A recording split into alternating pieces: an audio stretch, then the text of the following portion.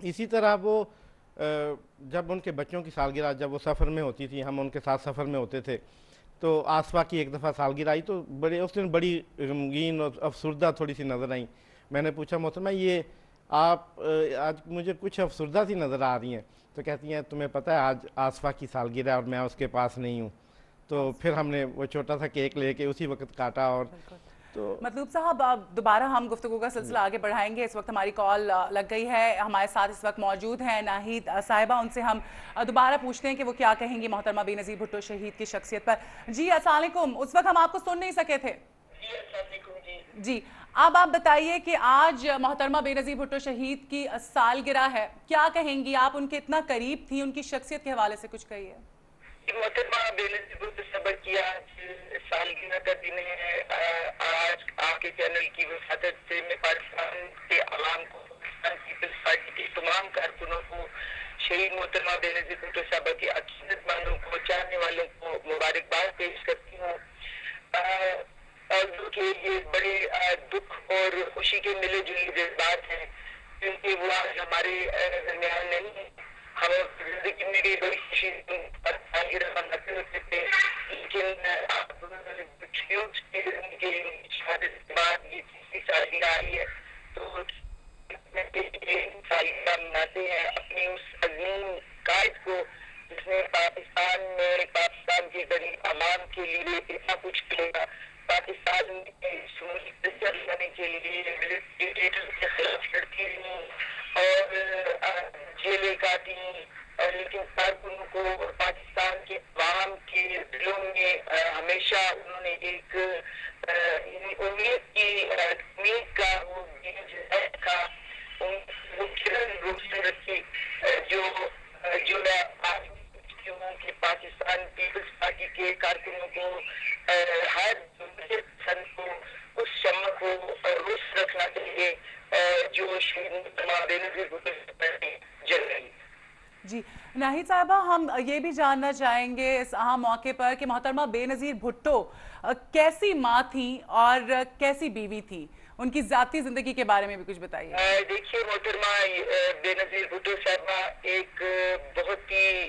شفیق ماں تھیں, بچوں سے بہت پیار کرتی تھیں, لیکن اس کے ساتھ ساتھ بچوں کے اوپر جو ان کی چیک رکھنا, ان کے گریڈز کو چیک کرنا, ان کے ایجوکیشن کے بارے میں چیک رکھنا, ان کے دوستوں کے ساتھ اٹھنے بیٹھنے کے بارے میں چیک رکھنا, ان کی ہر چیز کے بارے میں بھی وہ اتنا ہی اسٹرکٹ ماں بھی تھی جتنی ایک ماں کو ہونا چاہیے. بہت بچوں کے ساتھ اداش تھی اور بچوں کے جب انہوں نے اتنے سال بچوں کے ساتھ نگہت والوں نے موقع دیا اور ایک انہوں نے جس طریقے سے بچوں کی پھر وہ 9 سال گزارے دبئی میں ان کے ساتھ اچھی درجوں کی پرورش کی. مجھے یاد ہے کہ جب بھی ہم دبئی جاتے تھے وہ بچوں کی اس کو چیک کر رہی ہوتی تھی, ہمیشہ کہتی تھی بچوں کے ساتھ کہ یہ آج ہمارے اتنے آنے چاہیے. اور یہ بھی ساتھ ساتھ دیکھتی کہ بچے اسلامک کلچر سے باہر نہ جائیں, بچوں کو وہ تعلیم بھی بچوں کی ہونی چاہیے جو ایک ہمارے اسلامک اور پاکستانی معاشرہ کی جو ضرورت ہے, اس پہ بھی وہ بچوں کے ساتھ بہت رکھتی تھیں. اور وائف یقیناً صاحب جس طرح دیر میں ریگولرلی ملنے کے لیے جس طریقے سے مطلب ایک اپنی ہر چیز کو انہوں نے ایک کمپوزڈ خاتون رہی ہے جس نے اپنی ساری تکلیفوں کو عوام کے لیے جدوجہد بھی کی, ساری تکلیفوں کو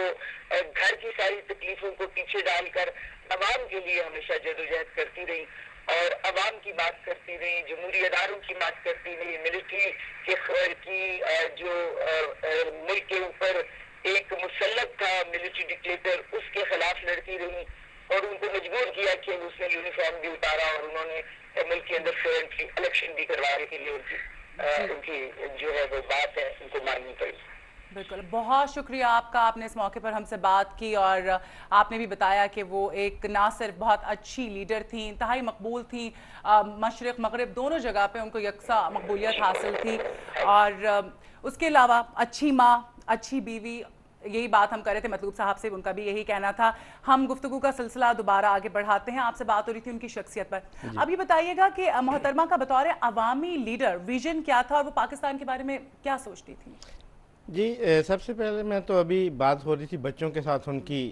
تو میں ایک دفعہ بتانا چاہتا ہوں کہ میرے گھر تشریف آئیں نیو یارک، اس وقت میرے بچے نیو یارک رہتے تھے اور میں محترمہ کے ساتھ ادھر سے گیا تھا، تو محترمہ گھر تشریف لائیں تو میرے بچوں نے، میری بیٹی نے جو اسپیشل مطلب اس وقت 8 سال کی تھی، اس نے محترمہ کو پھولوں کا گلدستہ پیش کیا، اس کی سہیلی بھی ساتھ تھی، اور چونکہ ہم گھر میں ہر وقت محترمہ کی باتیں کرتے رہتے تھے کہ مطلب بینظیر بھٹو صاحب یہ اور ذوالفقار بھٹو صاحب اور سارے اس گھر میں چرچا ہی نہیں لیڈرز کا ہوتا تھا، تو وہ بیٹی بڑی ایکسائٹڈ تھی، انہوں نے محترمہ سے پوچھا کہ یہ کچھ اسپیشل چیز ہیں جو مطلب آج گھر میں آ رہی ہیں، انہوں نے گلدستہ پیش کیا اور کہا کہ آر یو سپر گرل؟ تو محترمہ نے ہنس کے جواب دیا یس آئی ایم سپر گرل۔ تو میری بیٹی پوچھتی ہے کہ اگر آپ سپر گرل ہو تو پھر آپ تو پھر اڑتی بھی ہوگی، اڑنا بھی جانتی ہوگی۔ تو محترمہ نے یعنی بچوں کے ان سوالوں کا، معصوم سوالوں کا بڑی خوبصورتی سے جواب دیا، کہتے ہیں ہاں میں اڑ بھی سکتی ہوں۔ تو میری بیٹی نے پوچھا کیسے، آپ کے تو پار بھی نہیں ہیں؟ تو محترمہ نے کہا کہ میں آنکھیں بند کرتی ہوں اور خیالات سے اڑتی ہوں۔ تو یہ دیکھیں انہوں نے بچوں کو کس طرح مطمئن کیا۔ اسی طرح وہ پوری دنیا کے لیے، میں سمجھتا ہوں عالم اسلام کی پہلی منتخب خاتون وزیر اعظم کے طور پہ یہ اعزاز اب اس کائنات میں یا اس دنیا میں تو کسی اور کو اب ممکن نہیں رہا۔ اس کے علاوہ وہ اپنے ملک کے لیے، اب دیکھیں انہوں نے اپنی اس چھوٹی سی زندگی میں 15-16 سال جو ایگزائل میں کاٹے، انہوں نے جیلیں دیکھی، وہ نظر بند رہیں، انہیں صبح کراچی، شام اٹک قلعہ اور راولپنڈی احتساب جیل اور لاہور جو احتساب سیل میں لا کے انہیں پورا دن جو تھکا دیا جاتا تھا، ان کے اعصاب سے، یہ ایک جنگ تھی جو اعصابی جنگ تھی، انہوں نے وہ جنگ جیتی، وہ انہوں نے ہار نہیں مانی، اور دیکھا ایٹ لیسٹ آخر وہ جیت گئیں، عوام جیت گئے، اور اس ڈکٹیٹر کو وردی بھی اتارنا پڑی۔ یہ بھی ایک تاریخ کا حصہ ہے کہ کسی ڈکٹیٹر نے زندہ سلامت وردی اتاری ہو، اور یہ میں سمجھتا ہوں کہ شہید محترمہ بینظیر بھٹو کی دلیری، ان کا فلسفہ اور ان کی سوچ تھی جو کامیاب ہوئی۔ بالکل مطلوب صاحب، یہ تو ہم نے بات کی ان کے بارے میں، اس کے بعد یہ بتائیے گا کہ محترمہ بینظیر بھٹو شہید جو ہیں وہ ایک عوامی لیڈر، ان کا ویژن کیا تھا عوام کے لیے، اور وہ کیا کرنا چاہتی تھی، کیا خواب لے کے وہ پاکستان آئی تھیں؟ دیکھیں وہ جب شہید محترمہ بینظیر بھٹو اس ملک میں 2 دفعہ وہ عوام کی منتخب وزیر اعظم رہ چکی تھی، ان کے لیے تیسری دفعہ وزیر اعظم بننا کوئی ضروری یا وہ کوئی اتنی اہمیت کا حامل نہیں تھا، تیسری دفعہ بھی انہوں نے وزیر اعظم ہی بننا تھا۔ آنے کا مقصد صرف یہ تھا کہ اس عوام کو، ان لوگوں کو، ان پسے ہوئے لوگوں کو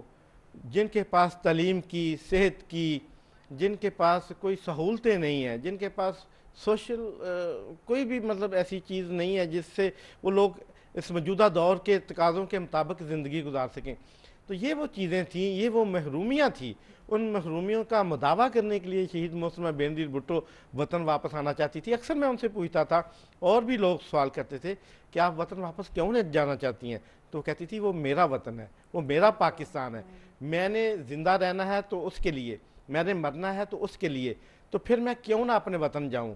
سب نے اسے کہا، حتیٰ کہ ڈکٹیٹر نے بھی آخری دفعہ اسے کہا کہ آپ وطن واپس نہ آؤ، آپ کے لیے یہاں پہ مشکلات ہوں گی، زندگی کو خطرہ ہے، جان کو خطرہ ہے۔ انہوں نے کہا، مجھے بڑی اچھی طرح یاد ہے، انہوں نے کہا کہ یہ جان تو اس اللہ تعالیٰ کی دی ہوئی ہے، یہ اس کی امانت ہے، جب چاہے لے لے، لیکن میں اپنے عوام کے لیے لڑتے ہوئے جان دوں تو یہ میرے لیے بہت بڑا اعزاز، اور میری قوم کے لیے، میرے بچوں کے لیے یہ بہت بڑی فخر کی بات ہے۔ بالکل۔